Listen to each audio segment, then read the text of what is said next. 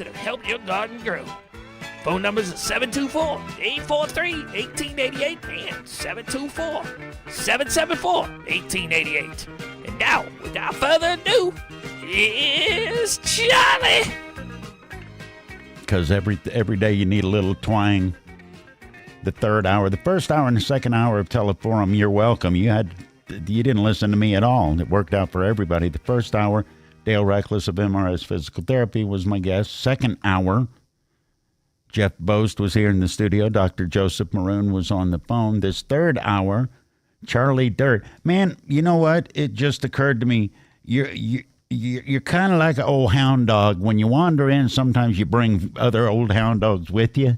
Well, and you know, and Eddie, this is how the gardening community works. I know it. It's better than the internet because I helped Lenya, the maple syrup lady. I remember the maple garden. syrup. I still have a little bit of her maple syrup, not much. And she told me about Randy, that taught her to raise and keep bees.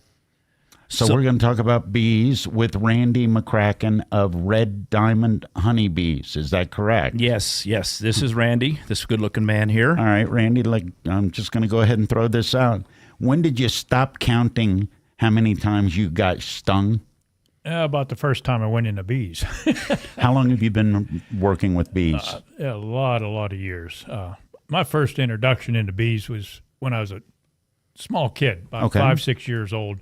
My uncles all had bees. And that first experience into the honey extraction room, that smell of honey and wax, it was just, you never forget that smell. And it was just something, it was all about the bees, you know. Can you make a living with bees, or was this something that you did on the side, a labor of love? Like Charlie, when he's talking about his garden, right? You start small. You start very small. I was a chef for many years, and I had bees, just small time, you know, a few here, a few there. All right, now wait, what's a few? When you say a few, you don't mean 3 or 4 like normal people. At first, yeah, 3 or 4 colonies. Colonies, okay. Yeah. How many bees are in a colony? They can be as high as 50, 70,000 in a colony. Really? On a nice full-size colony. And, all right. But as I was getting ready to retire, I learned how to graft and make my own queens. And that's kind of when... Wait, back up. You learned how to make your own... Explain for people that don't know, if there's not a queen in that hive, there ain't nothing going on in that hive. Is that correct? They're in trouble, yeah, and you got to buy queens. And I just refused to buy a queen, so I learned What's a second-rate queen going for these days? About $40. For a bee? For a bee. And he's got 90 colonies out at his property where I was last night, so you can see that could add up pretty quick. And I run over 200 colonies, so... Well, where are the colonies? Different farms. Okay. Is it something farmers that come to you and say, I want bees and help me out? Or do you go to them and say, you've got good space and it can help you, and you make that pitch? Both ways. Okay. Both ways. And I got people that say, I got sunflower fields that I'm going to plant 5 or 10 or 15 acres of sunflowers. Can you bring your bees in to pollinate them for me? I said, sure. You know, so it works both ways. You know, I get benefits from it. My bees survive. They get, you know, it helps feed them, so I don't have to feed them in the summertime. And what do you feed bees? Sugar syrup, 1-to-1 sugar syrup. Like hummingbirds? Pretty much, yes. Okay. Yeah. And Charlie, talk a little bit about how this has anything to do with farming, because if people don't know, if you it's have no vital. Bees, if you have no bees, you have no food. Yeah. Because the bees pollinate the things that we eat as vegetables, and they pollinate the things that we use to feed the animals that we use for meat. And if you are a somewhat experienced gardener, you know you have to draw the bees in if you want the pollination. And I've learned over the years that things like sunflowers bring the bees in, okay? And honeybees, Randy's are very mild, very, very well behaved. But even the ones that frequent my garden. That's what people say about their kids when you get stuck babysitting them. No, I'm going to tell you something. He creates kindness in bees. And I will let him explain in a minute how he does that. I was amazed when I was out there last night.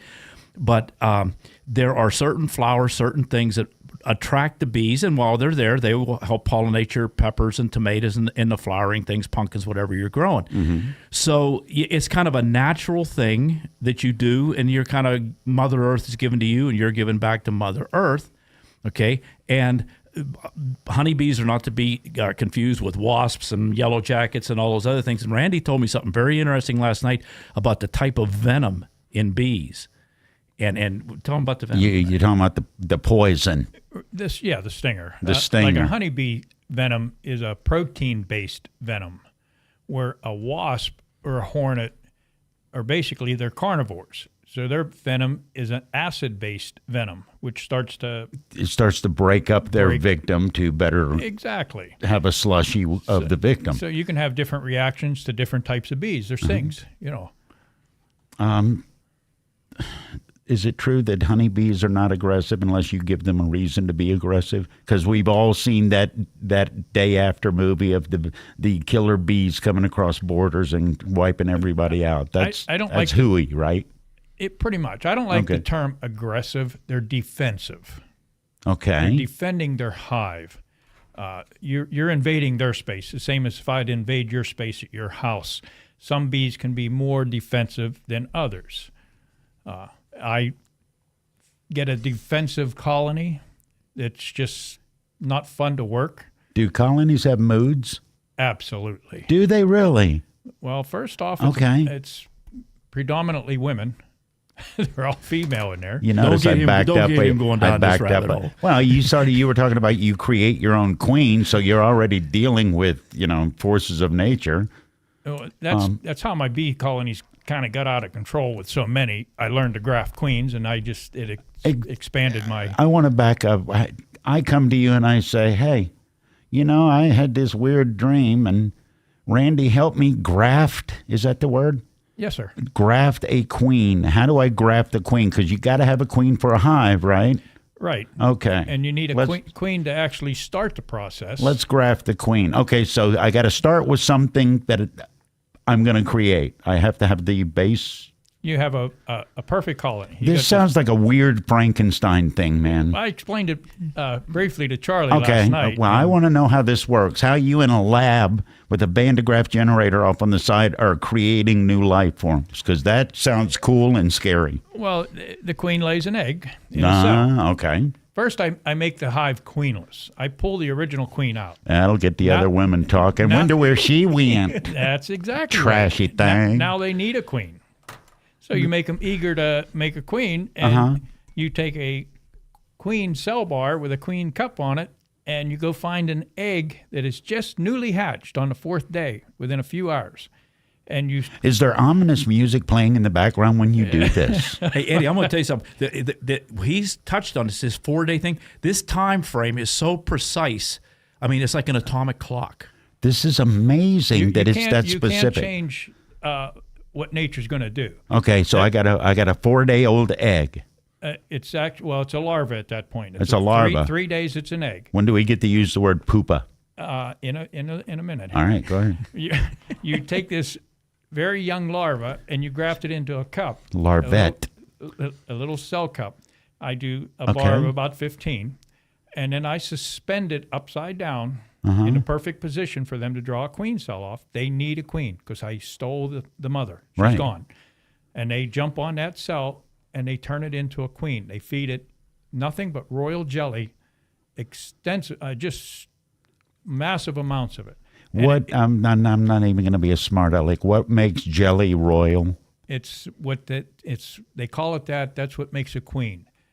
You have to get it in that certain time frame before the worker bees are fed royal jelly at the start. Then they change their diet to different. You get them hooked on the royal jelly, then you cut it down. Okay. And then they turn into a worker, just a regular plain worker bee. And on day 16, that virgin is coming out of that cell. Okay. And you can't deny that. It goes from egg to larva. They cap the cell on day 9. She still feeds off that jelly for about a day or two. Then she turns around and spins her cocoon and becomes a pupae. I knew the pupa thing was showing up in a minute. All right. How did you learn all of this? Because you're not going to walk in one day and say, I'm going to keep bees. When you started, is it because you grew up around it? Well, is this education you got as a kid? You didn't even know you were getting schooled? Pretty much. Yeah. And a lot of reading, and a school of hard knocks, self-taught, until I perfected what I was doing. And you learn by your mistakes, not to make them again, for one. And how many hives are you currently? a little over 200 right now. Talk about a timeline. How often do you have to visit each hive? Now, it's not 200 hives in 200 different locations. They're in bunches, right? I have 10 different yards. Okay. My biggest yard is my home yard, where I do the queen rearing, and my mating yard. The other ones are... You have a name for the mating yard. Yeah, it's my home yard. And then I have, I guess you'd call them satellite yards. It's my production yards for honey. I got so many more questions, and we've got photos. If you're watching this on social media, on our Facebook page, we've got photos that's going to go along with this. I need to take a break, and we're going to come back. Charlie, I ain't seen you this speechless in a long time. Well, you see, Thank you for that, Randy. Yeah, I'm speaking. I'm totally enamored. It's with amazing, this. man. It is. And when he was telling me about the time frame, how precise it is, and after the break, we're going to talk about workers and drones and explain about the queen breeding and going on. The 3 casts that are in the hive. Yep. And it's fun. Cast as in cast system. C-A-S-T-E, cast, yes. All right, we're going to talk about indentured servitude after this as it regards to the bees. Randy McCracken of Red Diamond Honeybees is my guest. Charlie Dirt is here. It's Gardon Jargon, and we'll get back. This has not just something to do with your garden. This has to do with the world's garden. It's that important.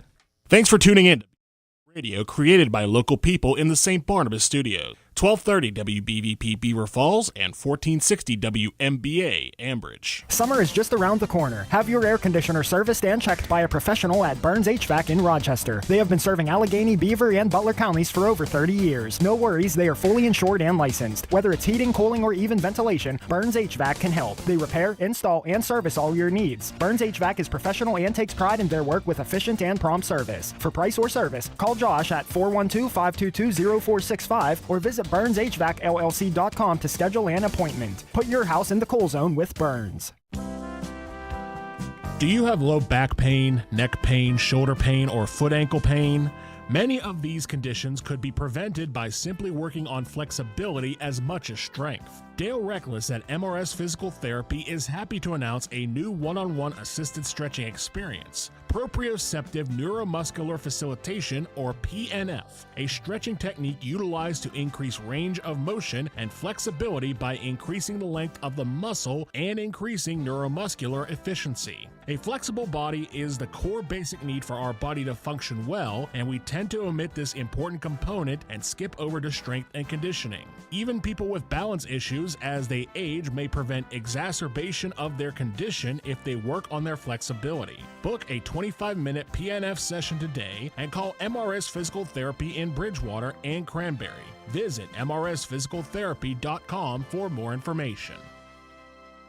Make this the year you make all your remodeling dreams come true and call Carver Construction in New Brighton today. Satisfying customers isn't anything new at Carver. They've been doing it since 1982 for both residential and commercial renovations. Let Carver Construction help with your remodeling plans right now. Call 724-847-1572 or visit their website, carverconstructionpa.com. Mitch Carver and everyone at Carver Construction is happy to help sponsor the Coach's Corner Reunion Show Wednesday, July 12th on Beaver County Radio. Hey, it's time to wake up, Beaver Valley. Hi, this is Pastor David Grove from the Church of the Redeemed of Beaver Valley. After over 2 years on the air, it seems that some of you still cannot get up in time. So I've got good news. Wake Up Beaver Valley is moving to a new time, now airing from 9 to 10, this and every Saturday morning. It's time to wake up and turn our hearts back to the cross of Jesus Christ. So I invite you to wake up early this Saturday. To find out more, it's Wake Up Beaver Valley, Saturdays from 9 until 10 a.m. on Beaver County Radio. God bless you. The most important things to remember if you are planning a party, get-together, or summer picnic is great food, great friends, and a great atmosphere. Make your special event a memorable one with food from Ambridge Italian Villa. The Villa offers a great selection of Greek, Italian, and American food, plus desserts and their famous gyros. Call today at 724-266-1919 and place your takeout or place your order online. This way you can spend more time with family and friends while enjoying yourself. That's Ambridge Italian Villa on Duss Avenue in Ambridge. Check out Ambridge Italian Villa on Facebook for more details about their food truck. Beaver County or around the world on Teleforum. 724-843-1888. 724-774-1888. It's Teleforum with Eddy Crow. It is Teleforum. It's actually more precisely, it's Gardon Jargon, usually with Charlie Derrick. Charlie is here, but Charlie brought a guest, Randy McCracken of Red Diamond Honeybees, right in it's Beaver Falls, isn't it? Actually, Chippewa. Chippewa, Beaver Falls adjacent.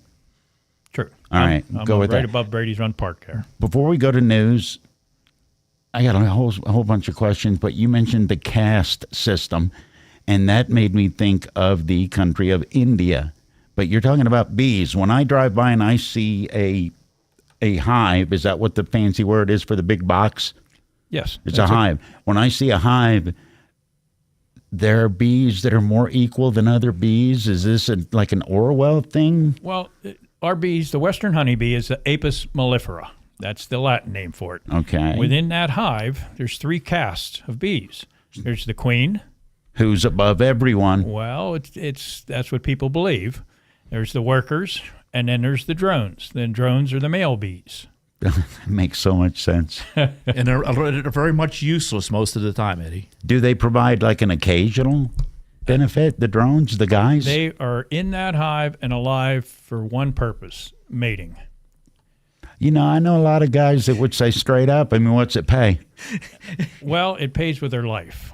Oh, does it? At the instant they mate with a virgin queen, Okay. they're dead. Are there trashy queens also? They all are, in my I mean, opinion. I'm making light of this, but this is nature at its most basic elemental. Everything in nature, I got taught, it has a specific job. And that's the caste system lays out the specific job. Well, and it goes back to me grafting, making a queen who comes out as a virgin queen.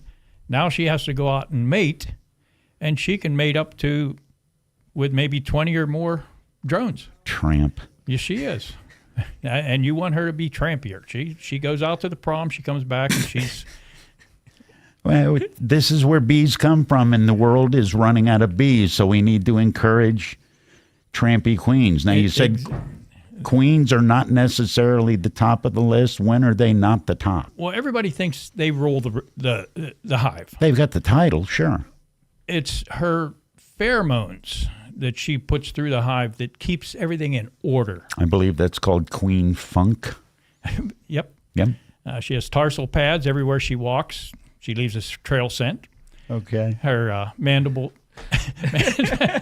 Eddie, you're enjoying this way too much. But I'm learning. the worker bees, her daughters, if she's not up to snuff, if she starts to fail or they don't like her, can't do the job. they create another queen and they off her. Oh. So it's a brutal system in there. So it's like Game of Thrones Insect Edition. I guess so. That's really interesting. All right, I got to do news. Don't go anywhere. We're going to talk more about bees. It has, and you're saying you guys are being goofy. No, what we're talking about is the future of the Earth. I'll explain after the news on Teleforum.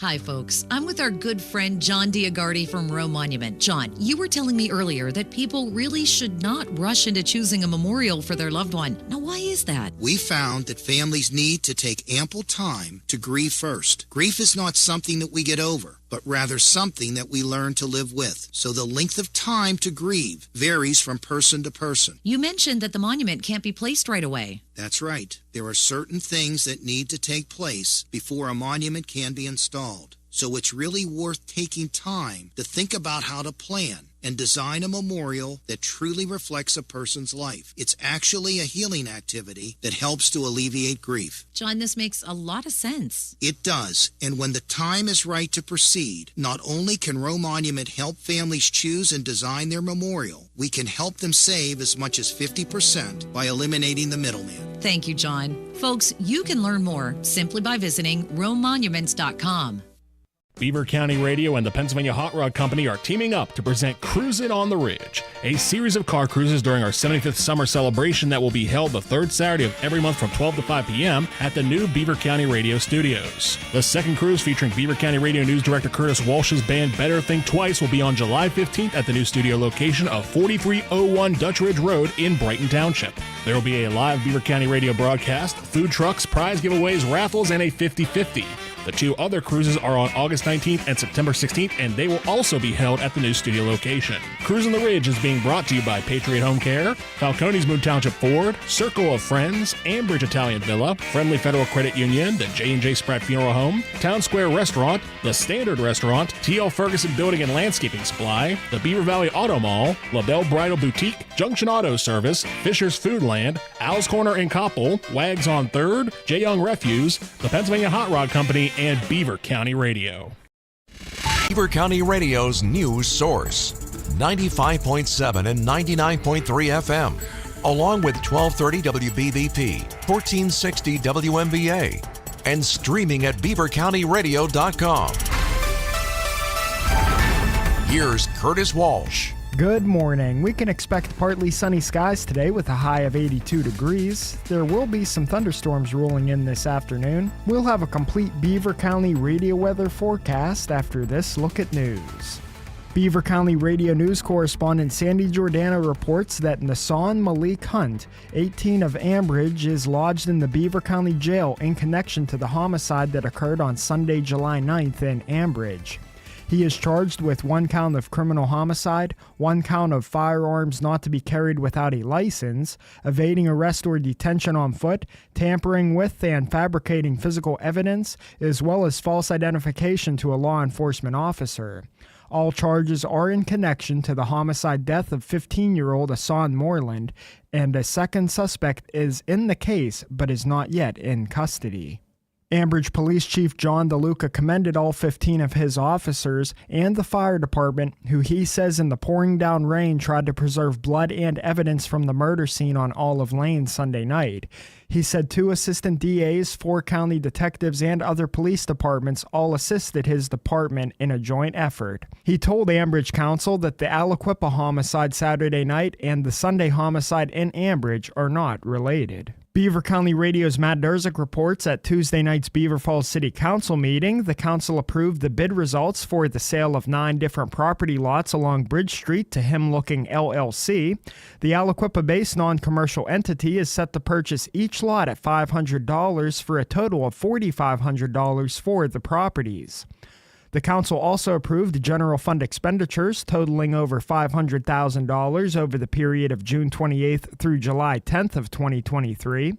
City Treasurer Sandy Wilkins stated that the fund members were in conjunction with the repaying of several ARPA measures that were taken care of during that period. Also approved was the subdivision of the parking lot located at 234 9th Avenue in the city to be completed by the Barron Agency. Fry lovers, where are you at? To celebrate National French Fry Day on July 13th, McDonald's is giving away free fries of any size for 1 day only.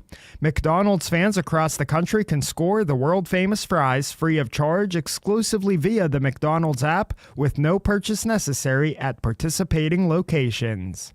Authorities searching for a homicide suspect who used bed sheets to escape from a northwestern PA jail last week says items found in the last 24 hours lead them to believe he's still in the area.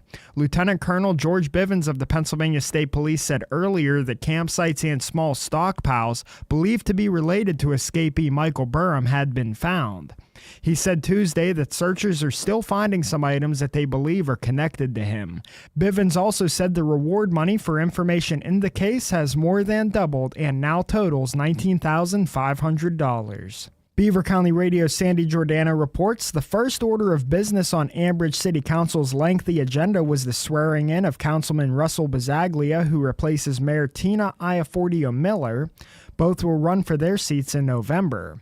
Council accepted Bazzaglia's resignation from the Planning Commission along with that of Ryan Cecil. Council is to advertise for replacements. Council approved action to sign the police mutual aid agreement between the Beaver Valley Regional Police Department and the Ambridge Police Department. Council approved the hiring of part-time officer Nathan Scarietta upon completion of his necessary requirements for the position. Mayor Miller commented on the professionalism of Police Chief John DeLuca in light of the homicide that occurred Sunday. And 2 part-time temporary seasonal employees were hired in Public Works. They're Kevin Buzek and Terrence Thornton. They'll be paid $17 an hour upon background checks, physicals, and drug testing. Here's the Beaver County forecast on 95.7 and 99.3 FM, along with 1230 WBVP, 1460 WMBA, and streaming at beavercountyradio.com. We can expect partly sunny skies this morning, making way for thunderstorms this afternoon. We'll have a high of 82 degrees. Tonight, thunderstorms and rain showers will stick around, going down to a low of 68. Some showers and thunderstorms possible tomorrow with a high of 84. Partly sunny on Friday with a high of 84 and a chance of a storm. And partly cloudy skies Saturday with a chance of thunderstorms and a high of 86 degrees. That's a look at the news for now. I'm Curtis Walsh on 99.3 FM, 95.7 FM, 1230 WBVP, 1460 WMBA, and streaming live around the world at beavercountyradio.com. I don't remember the last time I had this much fun and had this little to do with it. It's Teleforum. I'm Eddy Crow. The first hour today I had very little to do with. That was Dale Reckless of MRS Physical Therapy. Second hour, Jeff Post and Dr. Maroon joined me, and we talked about new medications that are out for dementia and Alzheimer's drugs. Third hour, I'll go ahead and split the screen there. Let's get the guest up. Randy McCracken followed. You did. You show up and you've got guests, and it's great. Charlie Dirt is here because it is Gardon Jargon. Charlie brought Randy McCracken of Red Diamond Honeybees. And we're talking about bees, and I wanted to ask you this, Randy. I want to set up a hive. How many bees do I need? I buy one of them Frankenstein queens from you that you said you whittle.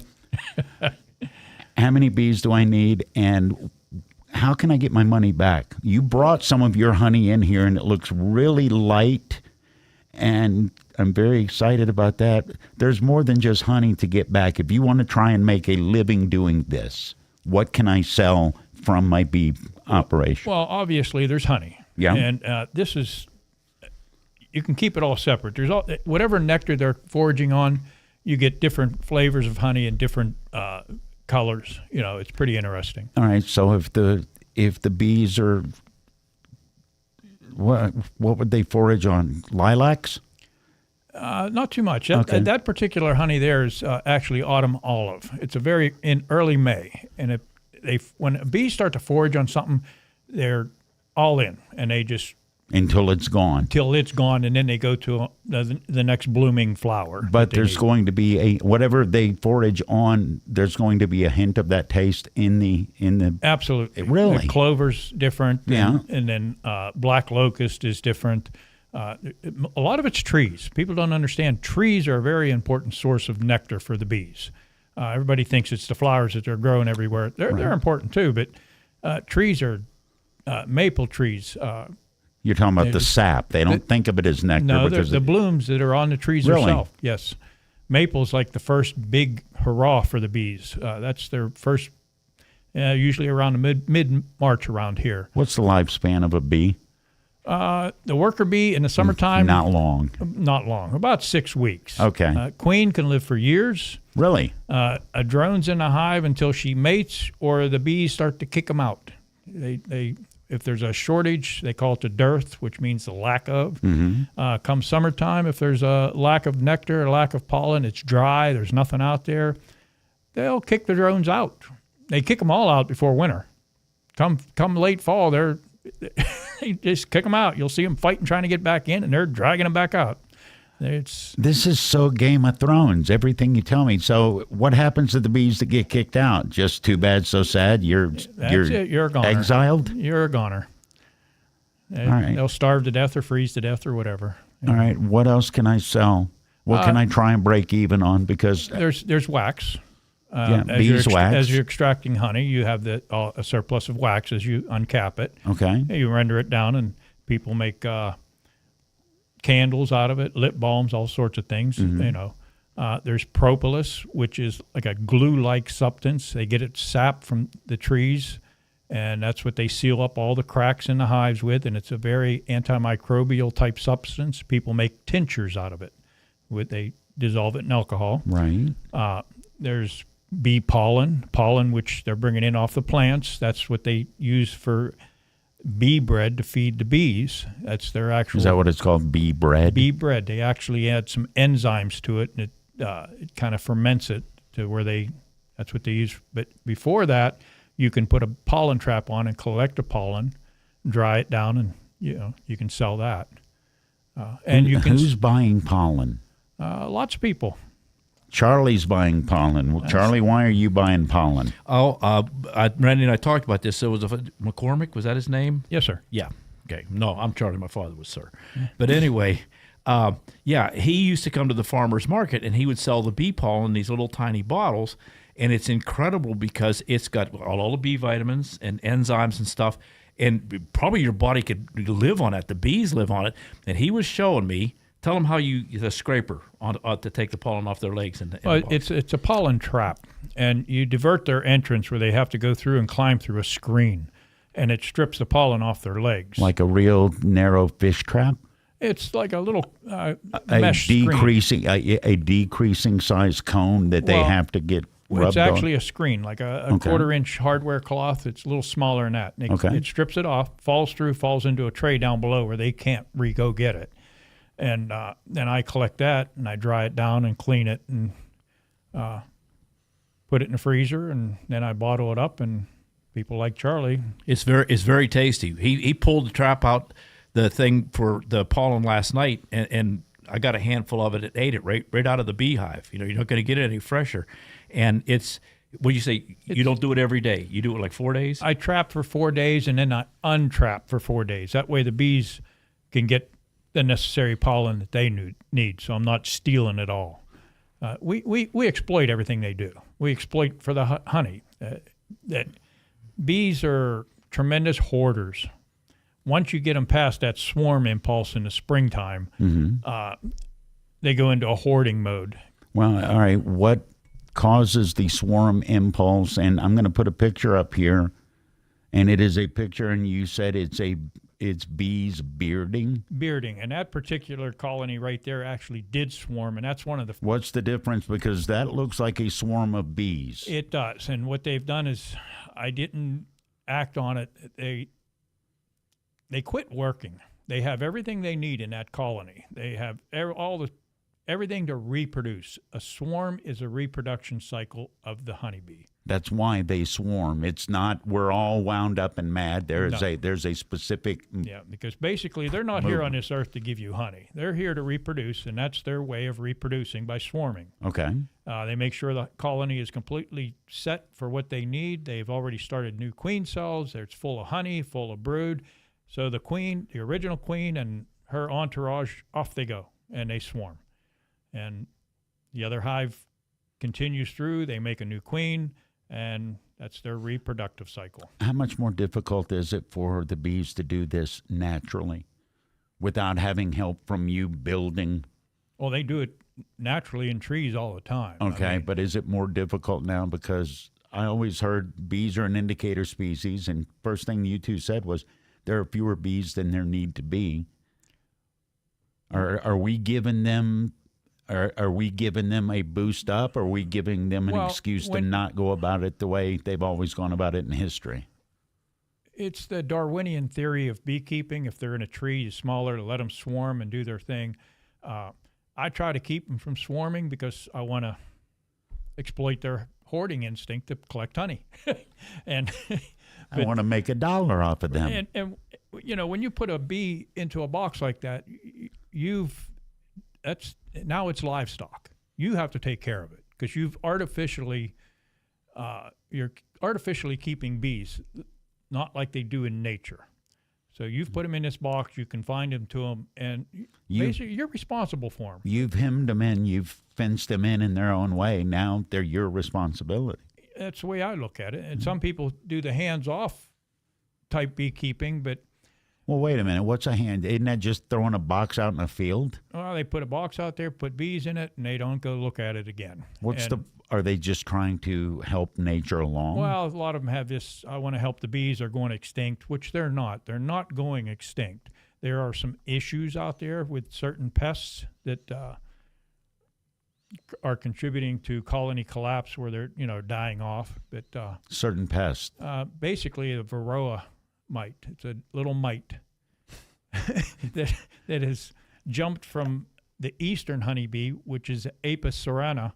Okay. And it had jumped to the Apis mellifera, the western honeybee, and it had no natural defense against it. And there's still evolution takes a long time. So that evolution, for that to happen, is going to be a long time happening. It's not going to happen in 5 years, 10 years, 20 years. Is a mite not much smaller than a bee? Can a bee kick a mite's butt? Well, or are we talking about a swarming thing? No, it's a mite, and it bites in like a tick. It burrows. It burrows into them, and it helps. They feed off the fat bodies of the bees, and it weakens the bees, which makes them susceptible to different viruses. Right. And if you don't address the problem, your bees generally die off in the wintertime, and people call me in the spring, my bees died. And how do you address the problem, Randy? You said address the problem. There's some different organic methods to do it with organic acids and stuff like that, thyme oil, and then there's hard miticides. And a lot of people are opposed to using those, but, you just, in my opinion, you cannot just let a hive, they call it a mite bomb, collapse. Because if that hive collapses from the mites, my bees or the neighbor's bees are flying over to rob that beehive out. What are they robbing it out of? The honey? They're going to steal every bit of honey. Bees are opportunists. If they can use it, they take it. Oh, they steal it, right now. But aren't they also taking the mites? They're going in there, and as that colony's collapsing, they're taking the mites with them back to the other one. Now that is an issue in that hive. All right, I want you to explain another picture. If you're watching this on Facebook, right now there's a picture of bees not swarming, but bearding. Randy, I wanted to ask you about this other picture. It looks like a thermal imaging picture. It is a thermal imaging picture. What's going on? I don't see any bees there. No, that's in the middle of winter. I'm not sure if there's a date that shows up on that. It's probably in January, February, but I think it was like 14 degrees out early morning. That's how I checked to see if the bees are still alive. 13.9 degrees Fahrenheit. And chilly. That's how much heat those bees are producing in there to show that image. I can tell if they're still alive in there. Honeybees, the Apis mellifera, are one of the few species of insects that produce heat. Thank you, because I didn't think insects did. I know mammals are capable of it, but I didn't know insects could do it. There are a few different groups of insects that do, and your honeybees are one. And is it? How do they do that? Is it digestion, creating heat from caloric intake, or is it motion? Caloric from the honey. That's their carbohydrates. That's their fuel. That's their and they basically vibrate their wing muscles. They disengage them or whatever, and they vibrate themselves and generate heat. They'll keep that inside of that almost 90 degrees. Really? In the very center of the cluster. The further out of the cluster you go of the bees, the cooler it gets. Well, if you're looking at the photo, it's red, then there's a yellow ring, then there's a green ring, and then the blue looks like it's cold. The better real estate's around the red. That's where the power people movers are, right? And that's through a box. That's through a wooden box, and they're in the center of it. So that's how much heat they're actually generating that's able to show up from the outside. How much heat do they need? If they don't hold it up to near 90 degrees, do they die? The 90-degree part is if they have brood in there. They have to keep the brood at about 93 degrees for it to go from the egg to larva to pupae to hatch out. And if they don't, they're not raising brood. They can lower that temperature. But it could be 5 below zero and they're in there generating heat, and the honey consumption is the fuel that they use, which they need. and the bees on the outside migrate in. The ones on the inside migrate out. There's a slow like penguins do. They move to the center and for more heat. It's a very, very get slow roted process. out. You look at them, and they all just sort of like they're sitting there. Yeah. But they do migrate in and out. They need water. Bees drink a tremendous amount of water. Where do they get water in winter? In the wintertime, if it warms up during the day, they can come out and they'll get it. But the condensation on the inside of the hive, it's from the heat inside being generated versus the outside cold. It condensates, and they'll get that water, and they reuse it to thin down the honey so it's thin enough that they can consume it to generate more heat. Well, the picture I just switched to, if you're following this on Facebook Live, it's Gardon Jargon. Charlie Dirt is here. Randy McCracken is here, and we're talking about bees. The picture I just put up on the live Facebook feed is a jar of your honey. Why does it look lighter than some honeys that I see? That almost has an olive oil. I mean, very much thinner.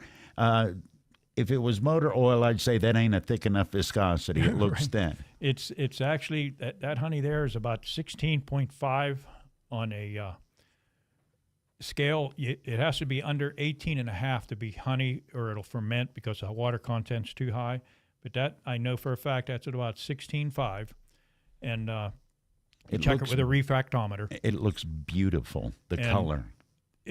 That particular honey, I know for a fact that it's from autumn olive. It's a bush that blooms in around the 1st of May. Now, how do you know that? From tasting it? I just know when they were putting it away in the hive, and I know what it looks like, what it tastes like, and it's almost like a wine connoisseur. You can look at the glass and tell you what created that product. Yeah, after a while you learn. Yeah. I got some dark honey that I just extracted, and the taste is wonderful. It's from the tulip poplar tree, and now it's a darker honey. Mm-hmm. And then I have honeys that where they were foraging on everything, and it gets all blended together, and it's of a different color, you know. But if you're fortunate enough to have a solid flow, you can get these different colored honeys. Charlie, excellent guest that you brought in. Thank you. Kept me and you quiet. What would you have people know about bees that they don't know?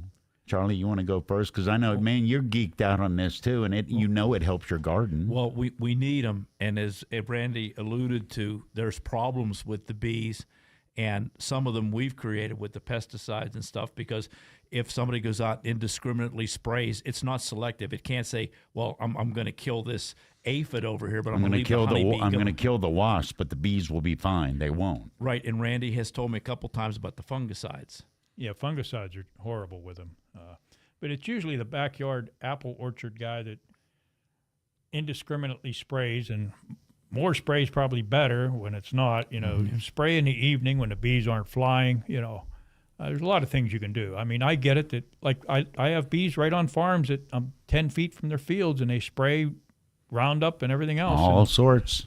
I don't lose bees on them, so, you know, it's they spray at the right time. The farmers work with the beekeepers, where I'm real close to an orchard, quarter mile away. My bees are in there, and he calls me, hey, I have to spray. When's a good time? And we'll look at the weather. I say, well, can you do it tomorrow night at about 8 o'clock? Yep, I'll do it then, you know. Well, that's great, because that means, number one, you got good neighbors, but that also means that people recognize how important bees are. Yeah, and he's real cautious about what he's cutting. He leaves certain areas grow wild for the thistles that bloomed. You know, it was in full bloom. There's so many flowers out there that the bees go, and I won't cut that until after they're done blooming. I'm like, thank you, you know. So he's very cautious about when he goes for his corn. If he sees the bees working the tassels up there with all the pollen, he won't spray his corn, because he said, I don't kill bees. You know? Yeah. And I appreciate that. You know. What piece of advice would you give? Somebody says, I want to do a bee colony. Take a class, read, and learn. If people jump into it, they have no clue what they're doing. Well, they think, I'll just put this bee out, and it says I got to get a queen, and then all the bees show up. And there's a lot of good information on YouTube, and there's a lot of bad information. I always say, never trust a beekeeper that has a clean bee soup. if you're watching YouTube. Beekeeping's a dirty sport. That is a wonderful way to think. I may start bees with my garden, Charlie. Well, and we got a little bit of time here, and it's not a honey thing, but explain what a mason bee is. A mason bee is a solitary bee. There's about 4,000 different species of bees in North Lone America. wolf kind of bee? Lone wolf, yeah. Right. They're hairy. They look like a honeybee, and they're hairy, and it's a solitary bee. It's a native pollinator. And I've heard stories where they can out-pollinate a honeybee, but there's not the numbers of them, like where the honeybees. They do good work, but they don't have the forces. Correct. Okay. There's a lot of different bumblebees are pollinators. These types of bees only produce enough food to sustain themselves and what they're going to rear for the next year, the next generation. They're not hoarders like honeybees. They're not stocking up for as long as they can stock up for. They're not going to live. Well, they live through the winter, but they go in a dormant state. Right. They basically get froze and they thaw out and they come out and start a new colony. Well, in like Randy was saying about the being the pollinators and people want them around, you can actually buy a thing. It looks like a little birdhouse kind of thing. Right. It's a house for mason bees, and you can put it on a pole in your backyard, and you don't have to do all the things that Randy does, and you'll have some bees there to pollinate for you. And my buddy's got them on his place. I've never got stung by them. They don't seem to be mean or aggressive or anything. And it's just that you saying about something, you could go buy one of those things, and he could put it in your yard near your container gardens, and you got some bee buddies to help you pollinate. Charlie Dirt, Randy McCracken, Gardon Jargon. Today was absolutely phenomenal. Thank you very, very much. Well, that's it for today.